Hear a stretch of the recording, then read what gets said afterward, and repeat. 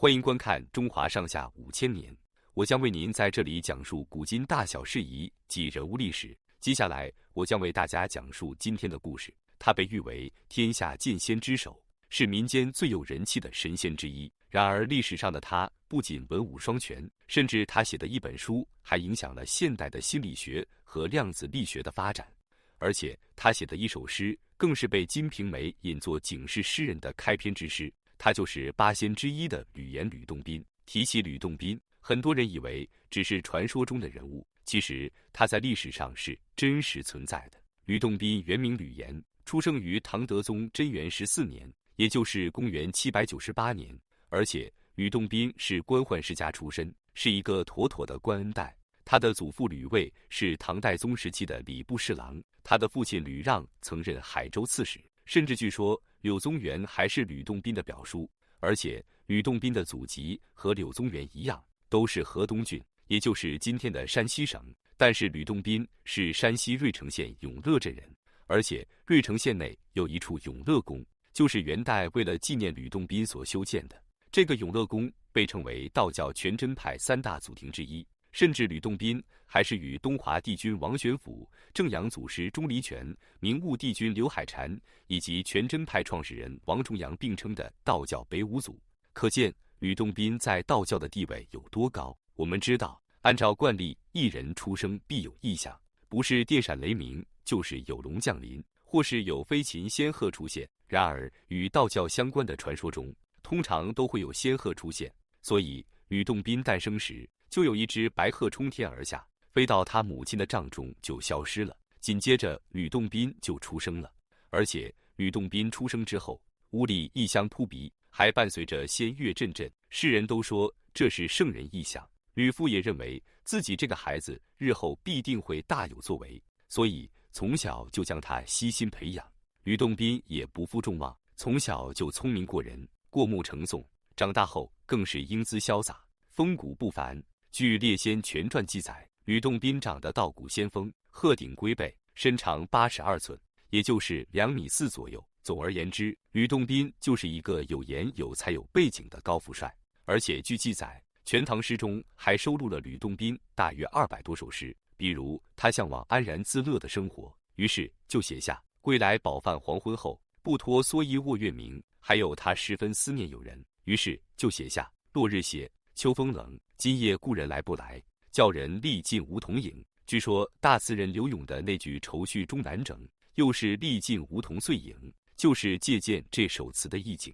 再比如他写下古柔情，或是剑气纵横，于是就有了得到年来800秋，不曾飞剑取人头，背上匣中3尺剑，为天且是不平人。但是最有名的诗还是那首警示。这首诗还被《金瓶梅》放在了书的开篇诗曰：“28家人体似酥，腰间仗剑斩凡夫。虽然不见人头落，暗里叫人骨髓枯。”这首诗被后世之人称之为巫诗之王。其实从某种意义上说，这首诗是在告诫世人不要贪恋美色，要不然这首诗也不会叫做警示。吕洞宾除了会写诗以外，还给我们创造了一个歇后语，叫做狗咬吕洞宾，不识好人心，用来形容人的不识好歹。但是其中的狗咬不是指狗，而是指的是一个叫做狗咬的书生，他是吕洞宾的好友。话说狗咬家境贫寒，但读书特别勤奋，于是吕洞宾便邀请狗咬到自己家中居住，并资助他读书。后来有人想把女儿嫁给狗咬，吕洞宾担心狗咬贪恋美色物的前程，便提出成亲以后他要先陪新娘子睡3天的要求。狗咬人在屋檐下不得不低头，无奈地答应了。然而成亲之夜，吕洞宾只是坐在灯下埋头读书，连续3天都如此。几年以后，狗咬金榜题名，做了大官。后来吕洞宾家中失火，于是就去找狗咬帮忙，然而狗咬却再三推脱。吕洞宾愤愤而去，回到家后，却看到妻子对着一口写着自己名字的棺材在嚎啕大哭。吕洞宾气上加气，就把棺材劈开，结果里面全是银子，还有好友给吕洞宾写的一封信，上面写着：“狗咬不是负心郎，陆送金银家盖房，你让我亲手攻防，我让你凄苦断肠。”这就是狗咬吕洞宾不识好人心的典故。后来因为狗咬与狗咬同音，逐渐演变成了狗咬。吕洞宾不识好人心，虽然这只是个故事，但是都说路遥知马力，日久见人心。真正的朋友就是这样不计后果的付出。我们前面说到，吕洞宾家里世代为官，所以他从小也有一个考中进士、光耀门楣的理想。但是尽管他才华横溢，仕途却总是与他开玩笑，他的科举连年不中。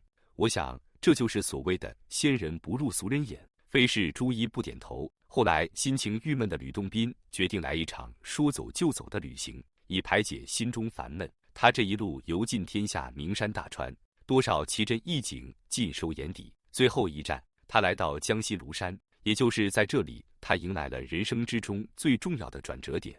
吕洞宾在这里遇到了葛玄天师的弟子郑思远，也就是古籍之中的火龙真人。火龙真人说自己早已在此等候多年，为的就是传给吕洞宾一套天遁剑法，希望他以剑入道。这件事虽然没有正式史记载，但是吕洞宾却留下了一首诗，这首诗叫做《得火龙真人剑法》，昔年曾与火龙君一剑相传伴此身，天地山河从节末，星辰日月任停轮。此后的吕洞宾成为了一名剑术高手，因此在民间他又称为剑仙。虽然他身怀绝学，但他依旧死心眼的还想当官。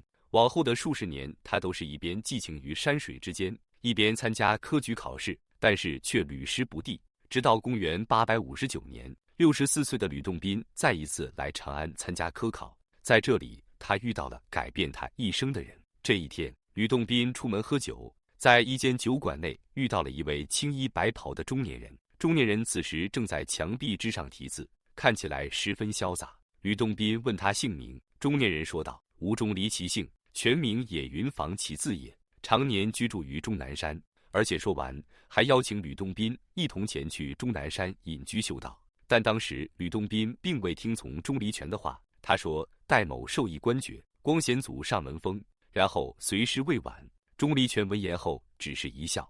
到了晚上，钟离权和吕洞宾便在酒馆的客房中休息。钟离权正在做饭，吕洞宾则卧铺睡觉，没一会儿就睡着了。睡梦中，吕洞宾梦到自己考中进士，官场得意，一直高升做到了宰相的职位，而且子孙满堂，极尽荣华。可是因为权位太高，引起了奸臣的嫉妒，不久就遭到陷害，被判了重罪，家产都被充公，妻离子散。到老后只剩自己一人，穷苦潦倒。当他骑着马站立在风雪中，正感到凄凉的时候，突然一觉醒来。这时钟离权看他醒来，笑着说：“黄粱犹未熟，一梦到华胥。”吕洞宾惊讶道：“难道先生知道我的梦？”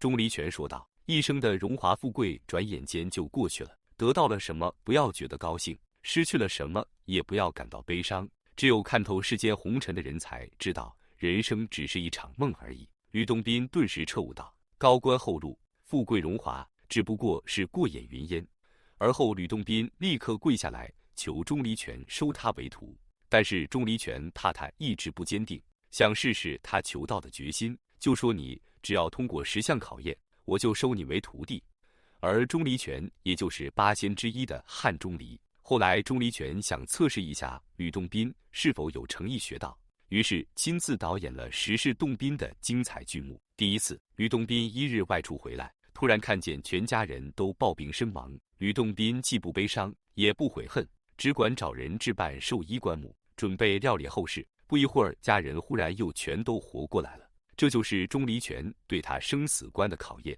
第二次，吕洞宾到市集卖货，谈好价钱后，买主反悔，只愿付一半价钱。吕洞宾不加争执，分文不取，将货物白送。这就是对吕洞宾财力观的考验。第三次，大年初一，吕洞宾正欲出门，遇到一个乞丐乞讨，吕洞宾急忙施予财物，但乞丐却没完没了，还想要更多的东西和钱财，并且口吐脏言，辱骂吕洞宾。但吕洞宾只是满脸堆笑，一个劲的赔不是，这是对他慈悲心的考验。第四次，吕洞宾在山中放羊，偶遇恶虎追羊，他挺身而出，以身挡虎，老虎却自行离去，这是对他勇气和牺牲精神的考验。就这样，经过几年的时间，钟离权一共对吕洞宾进行了10次考验，吕洞宾都以平常心对待，把世间的繁华看得很平淡。